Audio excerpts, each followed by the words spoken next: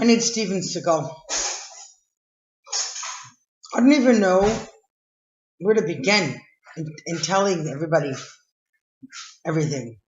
I'm just overwhelmed. I've been crying inside, disappointed and sad in the lack of support, camaraderie, and love. The Canada I knew, that I thought I started out in as a little kid, doesn't exist. It never really did. Canada is what's left of what's inside of us. Anyways, I spent Obama's entire 8 years in office trying to reach people, trying to get support and backup, trying to get PR. And I spent the last 4 years trying to get a manager, talent manager, an agent, somebody to read these. And I finally got to the Prime Minister's office, and he won't meet with me. And he knows I want my coronation, that it's my birthright, and that I wanted to meet with the royal family, and I'd like them to meet my little girl, Sarah, Lady Sarah. She wants to be a princess when she grows up. And I thought that was a pretty good idea because she's already got a head start for being born a lady. I thought her being in The King and I on July 14th in Hamilton was a good place to start with the royal family meeting with little King George, King of the future. So little Prince George and his sister Charlotte, and the Prince Charles we know who will at some point soon also be king for a while. So I thought The King and I was good. So I'm going to read this letter I wrote to Prince Charles dated January 1st of this year that I had sent to the Clarence house where he's staying, and apparently his staff didn't find the letter convincing enough or worthy of interrupting his rich lifestyle and his busy schedule. I can't even imagine what the royal family is going to do when they realize everything I've gone through and all the rejection to keep me quiet, like I don't exist, swept under the rug, locked up, not to exist. Dear Charles, I hope by now my 2 other envelopes have been appropriately received about the terrible crimes of murder that are happening here in Canada and the terrible rate in which these crimes are occurring. I have attempted for many years to try and reach your family through local efforts here in Canada, as well as my efforts to contact someone official at Buckingham Palace that could get my matters of urgencies through. But to date, I have had no such luck, which thus brought me to the decision of finally contacting Clarence House in an attempt to reach you. I am embarrassed to have been born in Canada for its current state of political inability to operate in a manner more efficient and appropriate for level of manpower and position of significance to which it is supposed to be upholding, which not only is relevant to the duties it carries in running Canada better, but to also know when a matter is of grievous urgency and to inform the UK and the royals of such disturbing matters as to the ones I have now myself made a better effort at doing than I can see all of Parliament and the embassies have made efforts to do. This letter is frustrating to write, for I am so very tired of all the work I have gone to the length of accomplishing at my own expense and on my own efforts. I am thoroughly devastated at the inhumane state of the treatment of women, most especially those of Aboriginal accord, based on the rate of murders I've been forced to keep track of. I am scared to be living in Canada and wish to only seek safety in another country, so that my youngest daughter remains unharmed from the evils that are surrounding us. Add to which no one wants your family to know of, my family, and our original place of origin, or any success in my receiving a coronation, and likewise my children. I need a vacation, something terrible, and would love the opportunity to return to England to visit my English roots, and would love for my 7-year-old daughter to meet William's children. Sarah is a very kind little girl, and has received much love from her mother, and would make a great child for William's children to associate with. There is much to discuss about my family lineage. We probably have to go back to Queen Victoria's time to get to the root of where my family's separation would have posed a move that would have rendered why no closer connection or communication between your family and my family ever happened. I need your help to complete the autobiography and documentary I have been working on for 8 years about my grandparents and great-grandparents, which leads all the way back to one Lady Mary Ayres, who married out of order of royal tradition and lost her inheritance for choosing to marry a man she loves instead of the standard practices of the time. Until my mother, my family was not poor. They were all skilled and well married and had comfortable lives. Aristocracy is not something that can be taught. It is either within you by blood or it is not. And I have earned my right to return to my rightful place of air, unfortunately on the account of the backs of all the dead girls who have sacrificed their lives through no intention of their own. For me to be born and fall into my natural line of duty regarding this country and the tragedies it took me to discover to get me to finally come out of the woodworks to let your family know that indeed all these years of your instincts and constant return to Canada to seek me and my family out are validated. I do exist, as does my mother still, and her two brothers and my two children. I don't have to go into the terrible details of my life or that of the lives of the girls who've yet been given rest for the closure this country has refused to spend the money on or seeking the help from other countries in order to provide. But I will list just some of the efforts I have been to in order to finally reach the royal family, where I can finally sit with the only people I need to in order to further discuss what to do with the country of Canada. I'm so upset to the soul with this matter, I really do wish to just dissolve the Canadian government. But intellectually, I understand with the population of the country the size it is, the Queen Elizabeth and yourself are not about to fire everyone on Parliament and send them home scraping for jobs that are more worthy of the little efforts and accountability they've refused since the 60s to take on to deal with this terrible order continuing issues at hand. I have attempted reaching Queen Elizabeth through two embassies, the Governor General, City Hall, the Prime Minister's office, and the military. I have contacted 4 senators directly and gave 3 of them Highway of Tears t-shirts, and attempted emailing the Parliamentary Press Department, to which I have only been responded to by 2 of those senators, and a third in which I am having other personal complicated matters with, who is tremendously important indeed to this whole matter, and if anyone is to be allowed to keep their job as we continue to deal further in appropriate matters of this massive outstanding issue, it is the gentleman and chief, whose name I will not mention. For this man is of utmost importance to his people, as well as to leading this country to a reformed future and better safety for not just his people, but all peoples that are good who remain helpless to the current circumstances living in this country.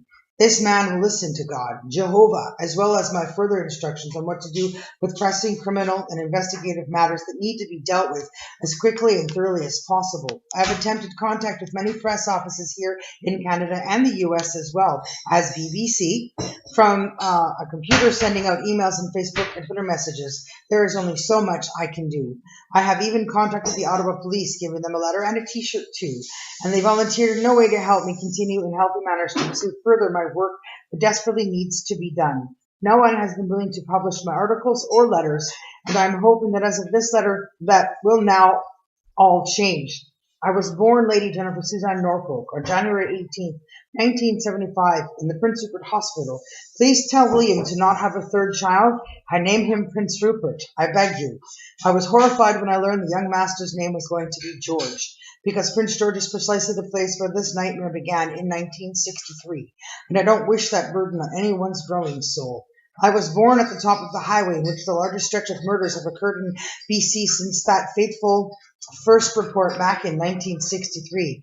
Something of the order the kind of inquiry Justin has just now launched should have been done when his father was in office, before we were ever born. The amount of murder that has continued to occur at free will in this country since then is a travesty. It is something known as the white paper syndrome, which you need to learn more about from the reading of a few books I have read and researched. It is related to a letter, a decree, a statement made by John Cratchit when he was in office about his opinion and place on the extinguishment of Aboriginal peoples in Canada, and to my shock, I have found quietly behind closed doors of the homes of many of the citizens living in this country today that this disease is still living on strong within the people.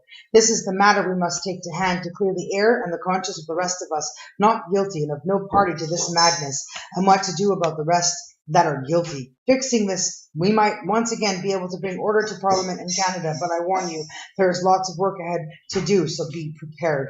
My mother had her coronation quietly back when she was 16 or 17, when she was visiting family in England, who arranged this experience for her to be had at Westminster Abbey while she was living and working there. Now, I'm not sure how it is the Buckingham Palace and the royal family at that time were not informed of this event, for it is obvious education that the royal family members frequently go to Westminster Abbey to get updates on matters of relevance, and as something like my mother's coronation. I, for one, am confused, completely perplexed on how one can quietly have a coronation at all, much less at Westminster Abbey. I'm completely convinced, Charles, had your mother been able to associate with my mother and keep track of her life upon this event, that you would have likely been introduced to my mother to this day would know one another. I am also convinced that if that had happened, I might not have been born in Prince Rupert in order to grow up to do my job, which is to deal with the matter at hand, to which I have only sent you some of the work I've already done. But if Queen Elizabeth had kept track of who my mother married, then she would have surely rescued me from a life of strife and poverty and abuse, which, because I was indeed a beautiful child, to which a picture of me at 4 cannot argue my royalty in grace, stature, and skin color. I was indeed a little princess, and I don't just mean to say that I was a pretty little girl. This runs deeper, to which I know the Queen and your family will indeed recognize what you review my photo albums of those days. When you review the photo albums of those days. But this can only happen if I can hear back from you, and we can finally meet. So in closing, I am inviting you to please write me back. Contact me in one of the several following ways in which we can further discuss the plans for the rest of this new year, and hopefully we can right a wrong long overdue and make 2017 the beginning of the many years to come to be remembered for what working together we can do right to stop what is happening and give justice where justice is long over and still due. Thank you for your time and reading to the end of this letter. I actually await a quick and discreet reply. Yours sincerely, Lady Jennifer Suzanne Norfolk. P.S. Since I have not been raised in immediate royal status, I do not have the faintest clue about the time and effort and careful planning that is involved in appropriately holding that of an event of proper order such as a coronation.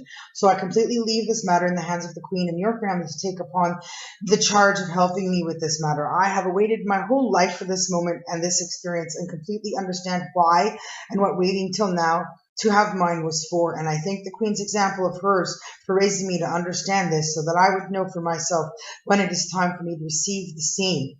And I'm writing this letter to you saying and knowing that now it is time. I look forward to finally meeting the family and happy to do so while the Queen and her husband are still with us. Having my coronation and finally being recognized for who I am, for who my family is, wouldn't even come close to being the same if the whole family that is still living were not a party to this event in my life.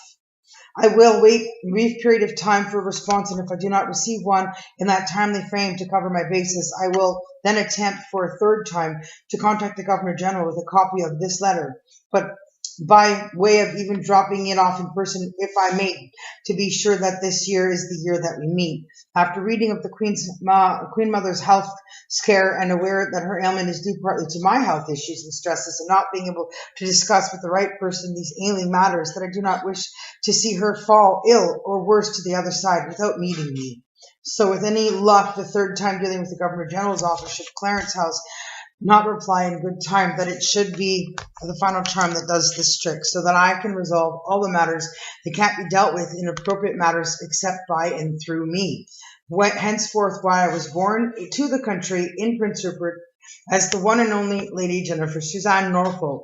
Facebook.com / Superwoman, Twitter at Smallville Movie, YouTube / I am just Jen, the writer one. I misspoke in the other video. The writer one, the writer WON at gmail.com. The writer one at gmail.com, WON.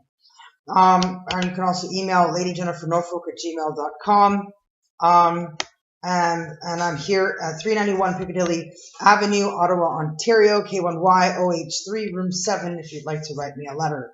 In order to protect my privacy and true identity, I changed my name several years ago to reflect one of my pen name as a professional film poet, short story, documentary, and songwriter, so as not to confuse anyone. I thought it best to tell you here that for the moment, I go by the legal name of Jennifer Cooley, but I'm aware regarding the coronation that it may be time to reproduce my original birth documents as I prepare to receive my dual citizenship and other forwarding matters. I'm reading this there. That's just one beautiful letter. I have another one to the Governor General. Now, I did not give this to the Governor General because I had tried the Prime Minister's office instead, and I just got all this back yesterday, and the Governor General's party that he has, this event that goes on in Ottawa, has already been and gone, and I wasn't there appropriately on the arm of somebody to introduce me to people at that place, which would have been right.